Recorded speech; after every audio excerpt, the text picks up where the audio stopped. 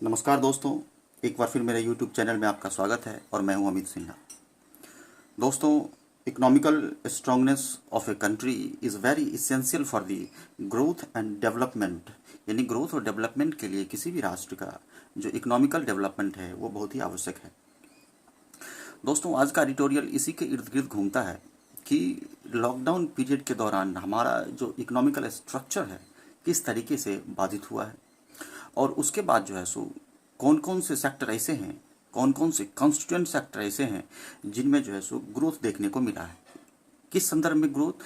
तो merchandise export के संदर्भ में। मर्चेंडाइज एक्सपोर्ट यानी कहने का मतलब है कि जो भी गुड्स जो है सो यहाँ से ट्रांसपोर्ट होता है फॉरेन मार्केट में, है ना, specially to transport goods in the purpose of selling to the foreign market. Foreign market में देखा गया है कि कुछ ऐसे प्रोडक्ट्स हैं जिसके सेलिंग में क्या है, वृद्धि हुई है और एक प्रकार का इकोनॉमिक बूस्ट का काम वो करता है। तो इसी के संदर्भ में आज का एडिटोरियल है, और इसमें कुछ जो है सो टर्म्स ये भी दिखाए गए हैं कि कौन कौन सा सेक्टर है जो ढंग से जो है सो ग्रोथ नहीं कर पाया है, उसमें सर्ज देखने को नहीं मिला है, क्या क्या कमियाँ हैं। तो इसी के इर्द गिर्द आज का एडिटोरियल घूमता है। तो आइए दोस्तों, इसे देखने का प्रयास करते हैं। ट्राई टू फुल कंसंट्रेशन, है ना, with full concentration try to understand, समझने का प्रयास करना है। इसका हेडिंग है दोस्तों मिक्स बैग। बैग का मतलब होता है थैला। थैला है वैसा थैला, यानी बैग यानी थैला, वैसा थैला जिसमें जो है सो हमारा इकोनॉमिकल प्रॉस्पेरिटी बंद है ना, आर्थिक थैला इसको कह सकते हैं। उसमें क्या मिक्स रिस्पॉन्स रहा है, यानी कुछ में अच्छाई देखने को मिला है, कुछ में ग्रोथ है, कुछ में लॉसेस है। तो ये इसका हेडिंग है ऑन इंडियन मर्चेंडाइज एक्सपोर्ट्स। वैसे एक्सपोर्ट्स तो जो मर्चेंडाइज है उसके संदर्भ में। मर्चेंडाइज का मतलब होता है कि goods sold to foreign market. तो फॉरेन मार्केट में जो भी गुड्स सोल्ड किया गया उसको मर्चेंडाइज एक्सपोर्ट कहते हैं। तो देखेंगे कि कौन कौन सा गुड्स है। तो आइए इसका लिस्ट देखते हैं, यानी सार। Restoring health of every constituent sector. मैं बता चुका हूँ एवरी के बाद जो है सो सिंगुलर नाउन का प्रयोग करते हैं। तो ये दोस्तों देखना है कि कॉन्स्टिट्यूएंट और सेक्टर दोनों मिलकर एक शब्द बनता है ना। करा कि जो भी कॉन्स्टिट्यूएंट सेक्टर है, यानी कि जो इंपॉर्टेंट, या कॉन्स्टिट्यूएंट का मतलब होता है तत्व, या इसको बोलते हैं पार्ट, किसी चीज़ का इंपॉर्टेंट पार्ट, या इसको हम लोग सब्सटेंस भी कहते हैं, किसी का सब्सटेंस, हिस्सा। रिस्टोरिंग का मतलब ब्रिंग बैक, फिर से वापस लाना। कि फिर से वापस लाना है कि health of every constituent sector का, यानी जितने भी सेक्टर्स हैं हमारे जो कॉन्स्टिट्यूएंट सेक्टर्स हैं। इज ये वर्ब है, इसका सब्जेक्ट जो है सो रिस्टोरिंग हेल्थ है। ये रिस्टोरिंग हेल्थ जो कि प्रीपोजिशन है, इसके पहले वाला हेल्थ है। तो restoring health is a must for यानी कि बहुत ही मस्ट है, इंपॉर्टेंट है। क्या चीज़ के लिए?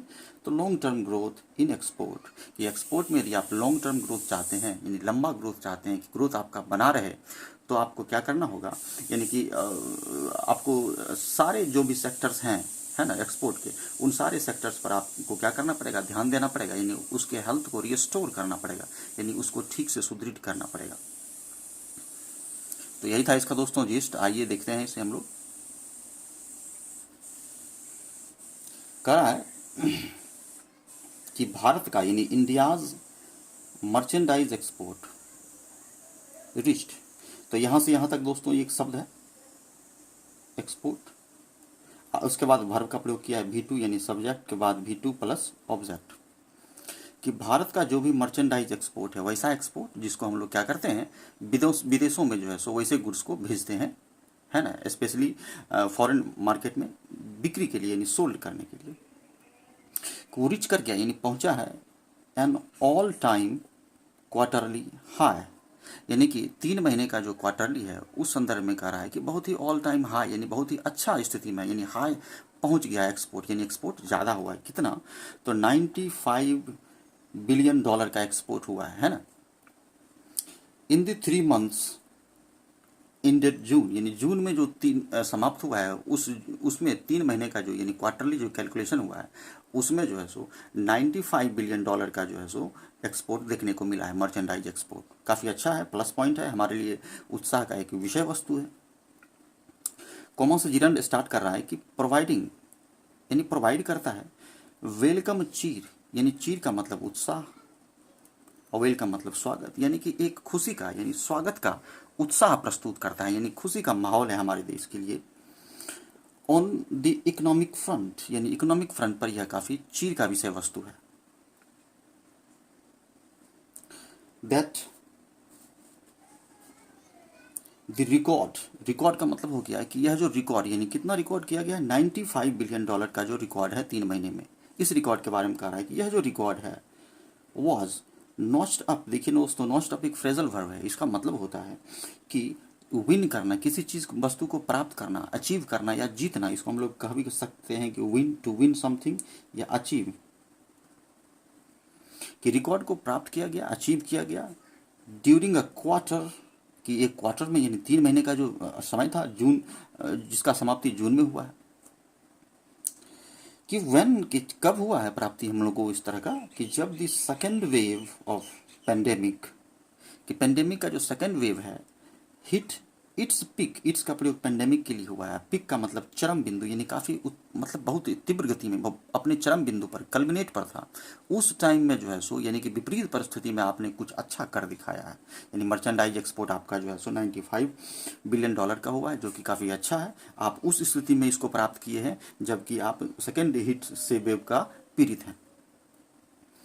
और एमिड, एमिड का मतलब किसी प्रोसेस के बीच में, इसको हम लोग कह सकते हैं in the mid of something, किसी चीज के बीच में, के बीच में, in the mid of varying degrees of lockdowns, किस बीच में, तो वेराइंग का मतलब भिन्नता, डिफरेंसेस जो होता है इसको मतलब भिन्नता कहते हैं। और डिग्री का मतलब पता ही है कि उसका जो डिग्री है, डेंसिटी है ऑफ लॉकडाउन, यानी लॉकडाउन का वेराइंग डिग्री के बीच में आपने इस तरह का कमाल कर दिखाया।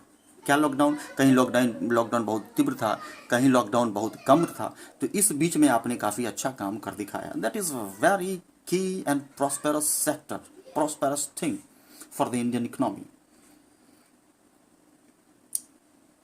अब देखिए कोमा लगाकर दोस्तों जो रहा है यहाँ पर, इज ये वर्ब है, तो इसका जो सब्जेक्ट है वह रिकॉर्ड है ना, कि द रिकॉर्ड, चूंकि सेंटेंस यहाँ से स्टार्ट हुआ है कि द रिकॉर्ड, यानी record is all the more noteworthy, कि नोटवर्थी यानी कि मोर नोटवर्थी है, यानी नोटवर्थी का मतलब प्रशंसनीय, नोट मतलब लिखना और वर्दी मतलब लायक, ये लिखने लायक यानी प्रशंसनीय है। इसको हम लोग प्रशंसनीय भी कहते हैं, अत्यधिक प्रशंसनीय है।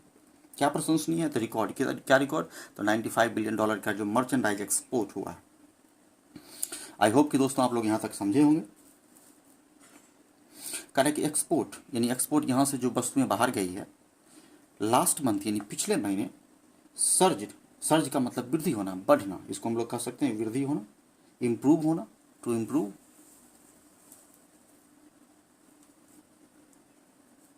कितना सर्ज हुआ है, तो 47% फ्रॉम जून 2020, कि जून 2020 से, फ्रॉम मतलब से 47% की वृद्धि हुई है, और पहुंचा है कितना, टू का मतलब को होता है 32.5 बिलियन डॉलर पर पहुंचा, यानी वृद्धि होकर जो है सो 32.5 बिलियन डॉलर पर जो एक्सपोर्ट है, मर्चेंडाइज एक्सपोर्ट, वह पहुंचा है, यानी सर्ज होकर। प्रतिशत में 47% और टोटल 32.5%, यानी 32.5 billion dollar.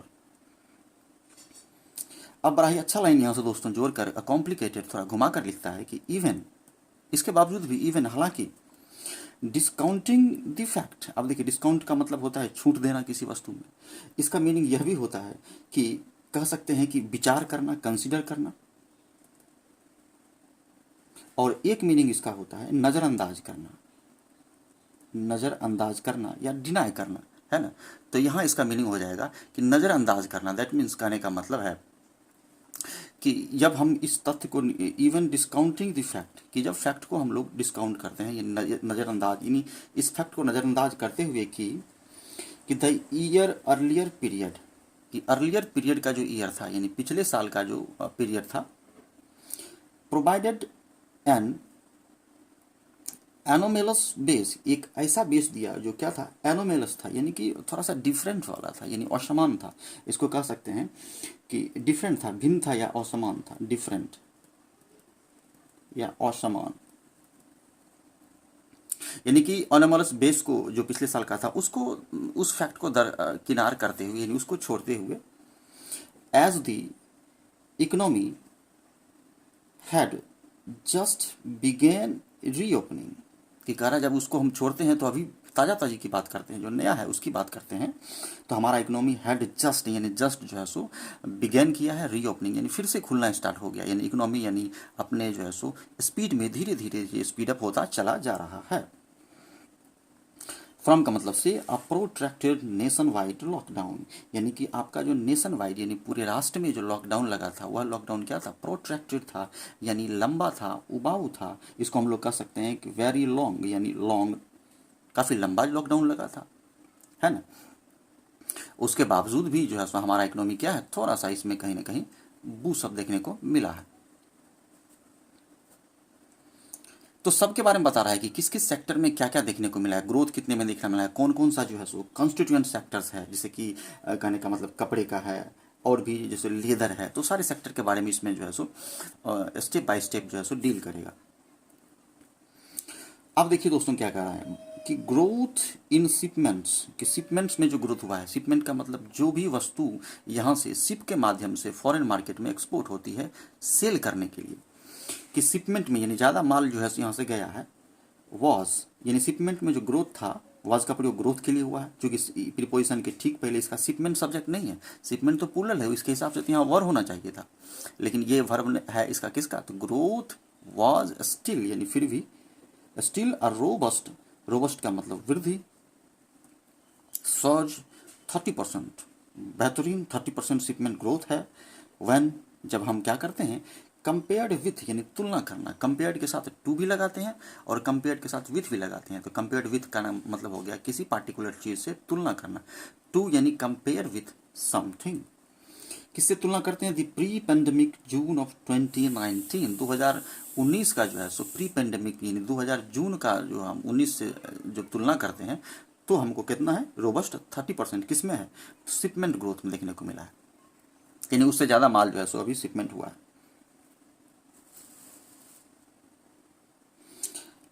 Propelling this surge, surge का मतलब वृद्धि, यानी जो पहले था, पहले 10% था तो 20% हुआ, यानी सर्ज हुआ। अब प्रोपेलिंग का मतलब पुश करना यानी आगे बढ़ाना, कि वृद्धि को आगे बढ़ा रहा है, यानी इसमें जो वृद्धि हुआ है उसको और जो है सो पुश करता है, फ्रॉम दी 2019 लेवल्स, यानी 2019 के लेवल से इसमें कुछ जो है सो वृद्धि पुशअप हुआ है, यानी कि देखने को अच्छा मिला है, यानी 2019 के लेवल से जो है सो इस बार जो है सो थोड़ा सा अच्छा है। Were propelling the surge from the 2019 levels were non rice cereals, यानी वैसे सीरियल्स, सीरियल्स का मतलब अनाज, जो नॉन राइस है, यानी कि राइस के अलावा जो भी सीरियल्स है उसका मर्चेंडाइज ज़्यादा हुआ है, यानी उसका जो है सो शिपमेंट ज़्यादा हुआ है। विच का प्रयोग सेरल्स के लिए हुआ है, कैसा सेरल्स, जो नॉन राइस सेरल्स है, यानी चावल के अलावा जितने भी अनाज के हैं, क्वाड्रपल्ड हो गया है, यानी उसका जो शिपमेंट है उसका जो फॉरेन एक्सचेंज में गया है वो 4 गुना हो गया है। क्वाड्रपल का मतलब 4 गुना यानी 4 टाइम।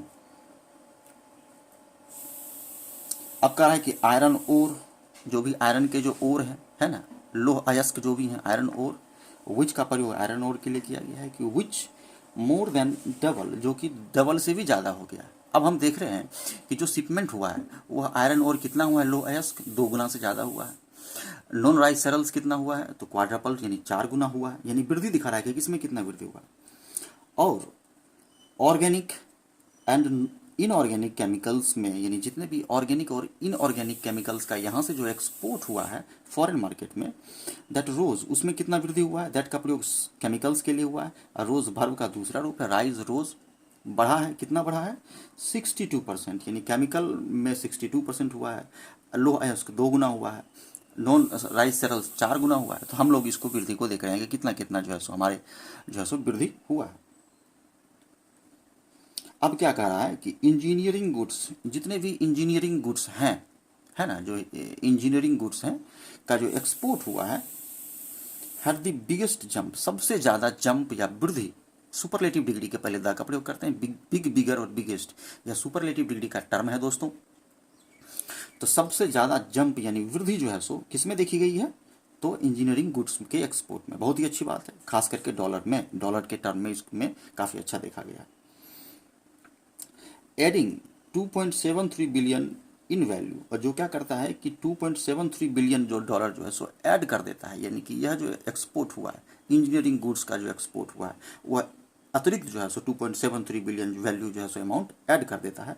या इसको यह भी कर सकते हैं, कह सकते हैं और मतलब या कि 42% 42% ओवर जून 2019 यानी 2019 से 42% ज़्यादा। ओवर का मतलब यहाँ ज़्यादा हो जाएगा, है ना। जून 2019 में जितना था उससे कितना ज़्यादा, तो 42% ज़्यादा यानी 42% ज़्यादा।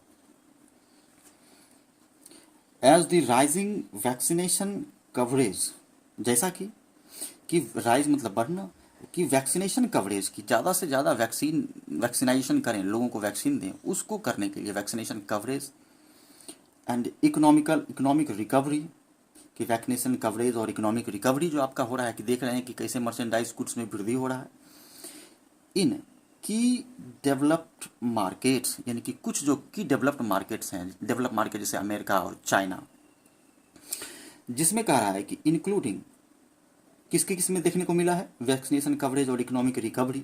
कुछ जो है सो कौन कौन से देश में या कौन कौन से मार्केट में, की डेवलप्ड मार्केट जो है, तो यूरोपियन यूनियन का जो मार्केट है उसमें देखने को मिला है। क्या देखने को मिला है, वहाँ इकोनॉमिक रिकवरी हुआ है, वैक्सीनेशन कवरेज तीव्र गति से बढ़ा है। और द यूएस बोल्स्टर डिमांड, बहुत ही अच्छा शब्द किया है कि उस वहाँ जो है सो इस तरह का होने से जो है सो डिमांड में वृद्धि हो गई है, और इस कारण से इंडिया का जब से भी जो है वस्तुओं का डिमांड हुआ है और मर्चेंडाइज होना स्टार्ट हो गया है। यानी वहाँ डिमांड हुआ तो यहाँ से जो है सो माल गया। बोल्स्टर का मतलब वृद्धि। बहुत ही अच्छा शब्द कि यूरोपियन यूनियन और यूएस मार्केट में जो है सो डिमांड बढ़ा है, इस कारण से यहाँ से वस्तु वहाँ गया है। अब कहा है कि कॉमर्स एंड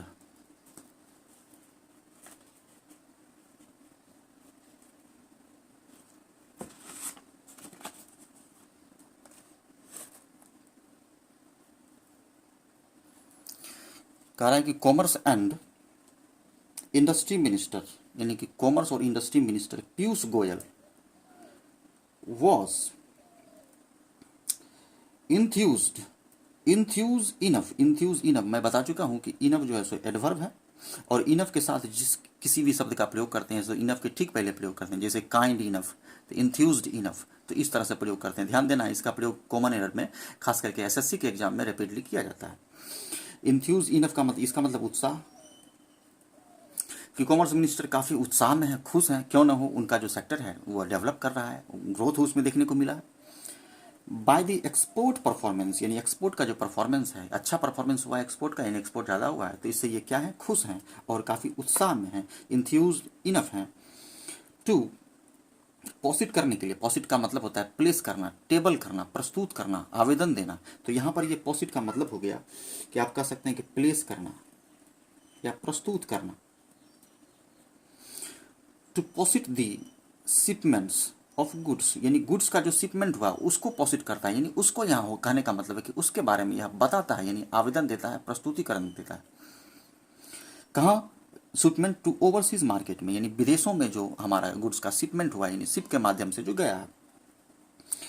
कह रहा है कि posit that shipment of goods to overseas market, कि ओवरसीज मार्केट में जो गुड्स का शिपमेंट है उसके बारे में पोसिट किया है, यानी एक प्रस्तुतिकरण दिया है कि संभावना है कि कुड का हम प्रयोग, कैन के लिए कुड का प्रयोग करते हैं, तो कैन का ही कुड है, कैन का प्रयोग प्रेजेंट में, कुड का प्रयोग पास्ट में करते हैं, कुड का प्रयोग संभावना के लिए भी करते हैं।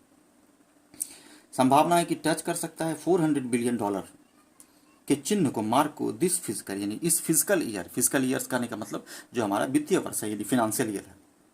बहुत ही अच्छी बात है।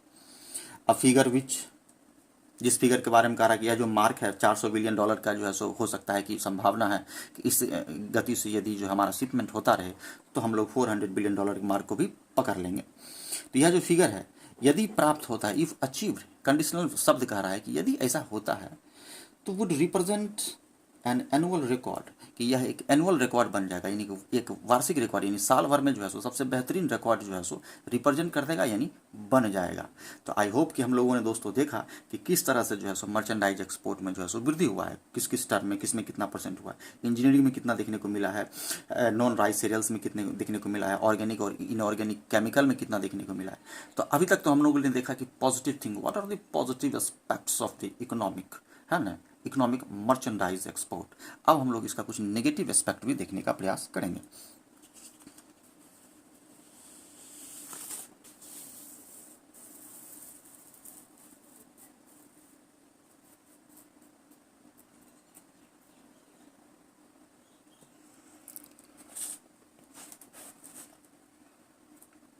देखिए दोस्तों, कहा है कि ट्रेड डेटा, ट्रेड का जो डाटा है, डाटा सिंगुलर और प्लूरल दोनों प्रयोग होता है।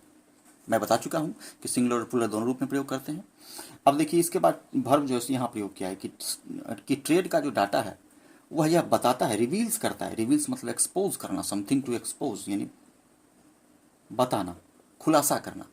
सिंगुलर वर्ब है, CIS लग गया, तो इसका मतलब है कि डाटा क्या है, सिंगुलर है, यानी यहाँ सिंगुलर है, डाटा रिवील्स। हाउएवर आप जोड़ेंगे प्लस माइनस प्लस, जबकि डाटा यह रिवील्स करता है कि, बताता है कि a significant driver of export growth, कि एक्सपोर्ट में जो वृद्धि हुआ है, हमारा ग्रोथ हुआ है, उसका जो सबसे महत्वपूर्ण जो ड्राइवर है, ड्राइवर का मतलब नाउन हो गया यहाँ पर, उसको जो ड्राइव करने वाला है, बढ़ाने वाला है, यानी किस कारण से हमारा ग्रोथ ज़्यादा हुआ है, तो यहाँ यानी बढ़ाने वाला कौन सा सिग्निफिकेंट ड्राइवर है एक्सपोर्ट ग्रोथ को, हैज़ बीन, ड्राइवर है, इसका सब्जेक्ट है driver, has been the runaway rally in commodity prices. बहुत ही बेहतरीन शब्द। रन अवे रैली का मतलब हो गया कि इसमें जो रन अवे रैली देखने को मिला है, यानी कि जो वृद्धि देखने को मिला है, हमको कह सकते हैं कि तेजी, तेजी, सर्ज कमोडिटी प्राइसेस में। कमोडिटी प्राइसेस का मतलब वस्तुओं, जो वस्तु है उसके प्राइस में जो है सो वृद्धि देखने को मिला है, वृद्धि हुआ है, इसी कारण से हमारा ग्रोथ जो है सो बढ़ा है। यानी पहले जिसका हमको 100 रुपया मिलता था उसका हमको 150 रुपया मिल रहा है, तो ऑब्वियसली एक हमारा ग्रोथ बढ़ेगा। दैट प्राइसेस के लिए प्रयोग किया गया है, हैव का प्रयोग भी प्राइसेस के लिए किया गया है कि कमोडिटी प्राइसेस में जो वृद्धि हुई है जिस कारण से हमारा ग्रोथ जो है सो बढ़ा है, यह इंपॉर्टेंट या सिग्निफिकेंट ड्राइवर है। दैट हैव बेनिफिटेड फ्रॉम, जिसका लाभ मिला है, बेनिफिट फ्रॉम मतलब लाभ होना, यानी कि टू यूटिलाइज समथिंग, यानी स्पेशली लाभ के संदर्भ में। दी कहाँ से मिला है हमको बेनिफिट मिला है कि accelerated reopening of major economies, कि जो भी मेजर इकोनॉमीज हैं, जैसे बड़ी बड़ी इकोनॉमीज, जैसे कि EU का मार्केट हमने देखा, अमेरिका है, चाइना है, तो ये मेजर इकोनॉमीज हैं, वह फिर से खुल गया है, यानी उसके मार्केट में तेजी देखने को मिली है। और एक्सीलरेटेड का मतलब तेजी यानी वृद्धि यानी सर्ज, उनके मार्केट में सर्ज देखने को मिली, तो ऑब्वियसली हमारे मार्केट में भी सर्ज मिलेगी। चूंकि कारण क्या है कि यहाँ से क्या होगा, वस्तुओं का एक्सपोर्ट होता है। आपको पता है कि एज यू नो दैट कि इंडिया बहुत बड़ा जो है सो एक्सपोर्टर है ना, गुड्स का बहुत बड़ा एक्सपोर्टर है।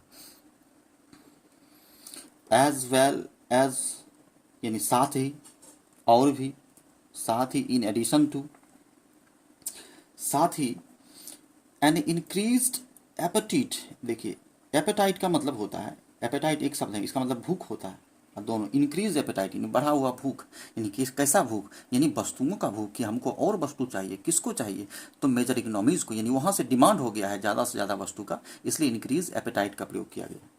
किसके लिए, किसका, तो फॉर रॉ मटेरियल्स का, कि रॉ मटेरियल्स का डिमांड बढ़ गया है, एपेटाइट इंक्रीज हुआ है। एंड ग्रेन्स का, यानी और जो ग्रेन्स हैं, जो अनाज हैं, जो दाने हैं, इन चाइना, चाइना में वृद्धि हुआ, इस कारण से जो है सो हमारा जो है सो एक मर्चेंडाइज एक्सपोर्ट में वृद्धि हुआ है।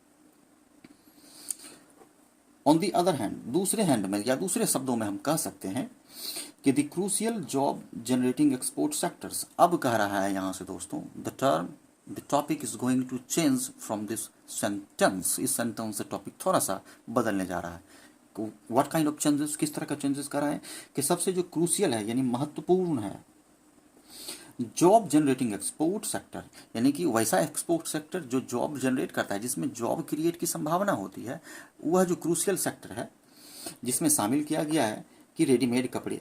अभी मैं बता चुका हूँ कि पहले हमने देखा कि किस किस में वृद्धि हुआ है ना, अब देखेंगे किस किस में कमी हुआ है, कि जो रेडीमेड गारमेंट है, तो ये सब सेक्टर में क्या है कि जॉब जनरेट होता है। लेदर, लेदर प्रोडक्ट्स, चाय and T and all posted double digit declines. Oh my God, बेहतरीन बात कर रहा है कि इन सारे सेक्टर्स में, यानी रेडीमेड गारमेंट्स में, लेदर में और लेदर प्रोडक्ट्स में और चाय में जो है सो posted digital double digit decline, double digit decline यानी गिरावट देखने को मिला है। यानी इसमें वृद्धि नहीं हुई, हम लोग इसमें पॉजिटिव नहीं बल्कि नेगेटिव एस्पेक्ट की ओर जो है सो बढ़े हैं, यानी लॉस हुआ है।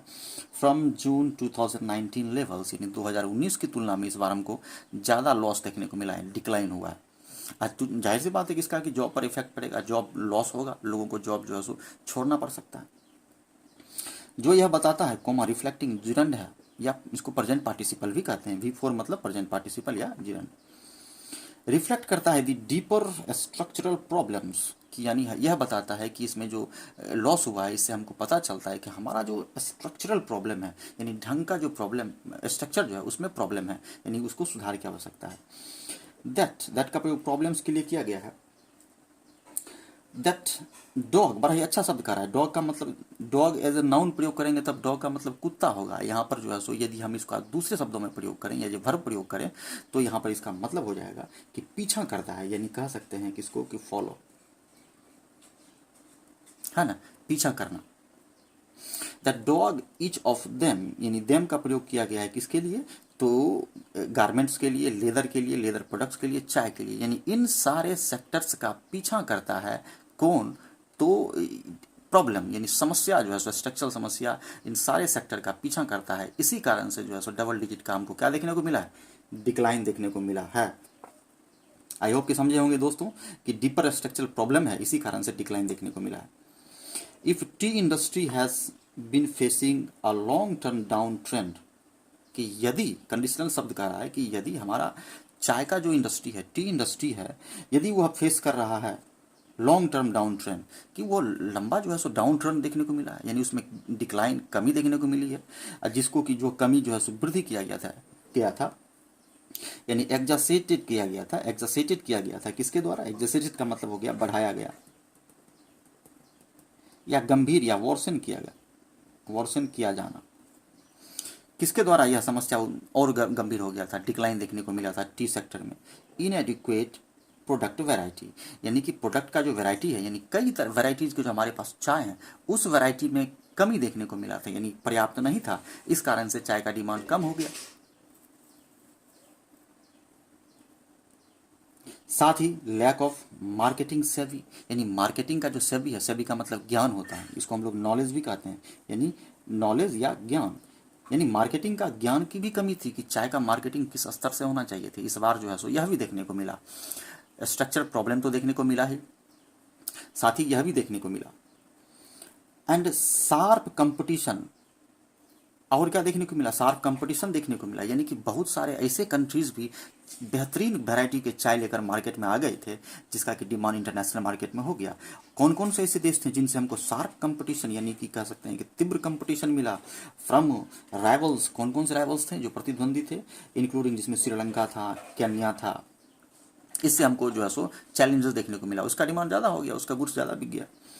द लेदर गुड्स सेगमेंट, कि लेदर गुड्स का जो सेगमेंट है, has been put on the ropes. देखिए बेहतरीन शब्द का प्रयोग किया है, पुट ऑन द रोप्स एक फ्रेज है, इसका मतलब हो गया कि डिक्लाइन के कगार पर होना, यानी गिरने के कगार पर होना, इसको कह सकते हैं गिरने के कगार पर होना, गिरने के कगार पर होना।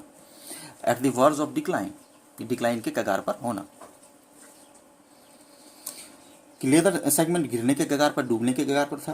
बाय ए कॉम्बिनेशन ऑफ, क्या कॉम्बिनेशन था, किसकी कमी थी, शॉर्ट साइटेड पॉलिसी, यानी कि उसमें पॉलिसी उसका छोटा था, यानी कि विजन उसका बड़ा होना चाहिए था, बृहत पैमाने पर इसके बारे में सोचना चाहिए था, इसको इग्नोर कर दिया गया, इसका पॉलिसी शॉर्ट साइटेड था, इसलिए जो है सो इसमें जो है so put on the ropes देखने को मिला, यानी डिक्लाइन देखने को मिला।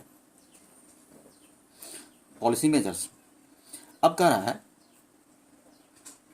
कि WTO यानी वर्ल्ड ट्रेड ऑर्गेनाइजेशन मैंडेटेड मतलब बहुत आवश्यक होनी, यानी एक मैंडेटरी हो जाना, कि WTO ने क्या आवश्यक कर दिया था कि विड्रॉवल ऑफ एक्सपोर्ट इंसेंटिव्स, कि आप जो, ये बहुत ही अच्छा शब्द है दोस्तों, ये लाइन जो है सो बहुत बेहतरीन लाइन है। इसमें आप थोड़ा सा मैं बता देता हूँ कि एक्सपोर्ट को बढ़ाने के लिए बहुत सारे कंट्री क्या करते थे कि अपने देश के किसी खास प्रोडक्ट को इंसेंटिव, यानी कि एक प्रकार का इंसेंटिव देते थे, यानी कि एक प्रोत्साहन की राशि देते थे कि किसी तरह से इस प्रोडक्ट का डिमांड मार्केट में हो जाए और उसका मार्केट में बढ़ जाता था।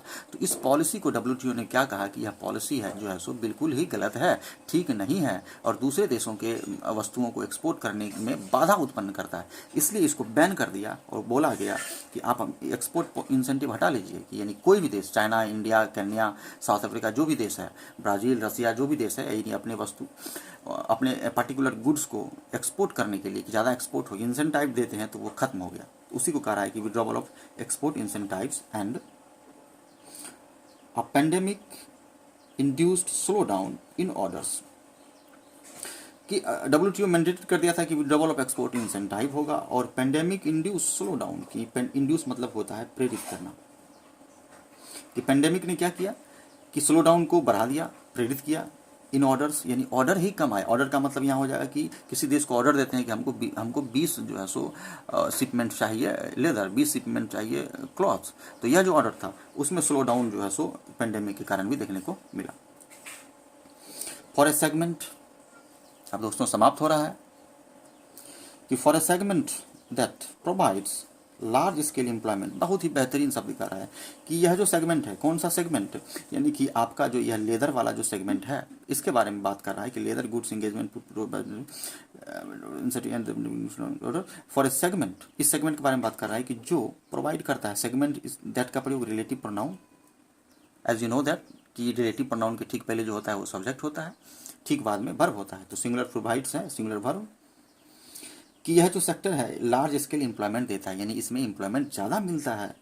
The recent imposition of N import duty, कि इम्पोर्ट ड्यूटी, इम्पोर्ट मतलब हो गया कि बाहर से जो वस्तु आप मंगाते हैं इम्पोर्ट, और यहाँ से जो भेजते हैं एक्सपोर्ट, और ड्यूटी का मतलब टैक्स, कि हाल में जो टैक्स ड्यूटी लगा है, इम्पोर्ट ड्यूटी लगा है कि आप यदि मंगाते हैं तो आपको टैक्स देना पड़ेगा, किस पर, तो ऑन ए की रॉ मटेरियल्स, कि कुछ कुछ जो की रॉ मटेरियल पर जो टैक्स लगा है, जाहिर सी बात है दोस्तों टैक्स का असर जो है सो देखने को मिलता है।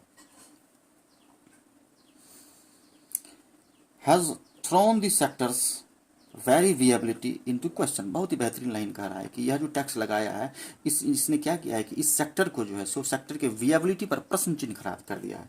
विएबिलिटी का मतलब विकास क्षमता, यानी एबिलिटी, कि क्या यह बढ़ेगा कि नहीं बढ़ेगा, विएबिलिटी मतलब एबिलिटी या विकास करने की क्षमता, विकास क्षमता भी कहते हैं, यानी कि विकास क्षमता पर जो है सो प्रश्न चिन्ह खड़ा कर दिया है। क्या खड़ा कर दिया है कि इस पर जो ड्यूटी लगाए हैं, यानी इसका जो डिक्लाइन देखने को मिला है। With the government dragging its feet, it's का प्रयोग सरकार के लिए हुआ है कि सरकार जो है सो अपने फीट को ड्रैग करती है, ड्रैग मतलब खींचना होता है, जैसे कंप्यूटर से माउस से ड्रैग करते हैं ना, ड्रैग एंड ड्रॉप, तो ड्रैग मतलब खींचना, कि सरकार ने अपना पैर भी खींच लिया है। क्या चीज़ करने के लिए, तो नोटिफाई करने के लिए रेट्स, कि रेट्स को जो है सो नोटिफाई भी नहीं किया, रेट्स के बारे में किसी तरह का नोटिफिकेशन या सूचना नहीं दिया। नोटिफाई करना, सूचित करना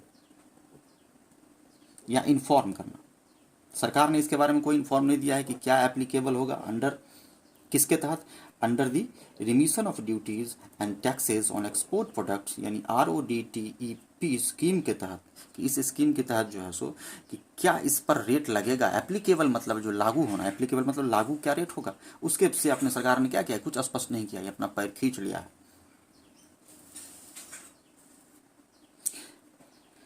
एक्सपोर्टर्स, जो एक्सपोर्टर्स हैं, जो यहाँ से बाहर जो है सो माल जो है सो भेजते हैं,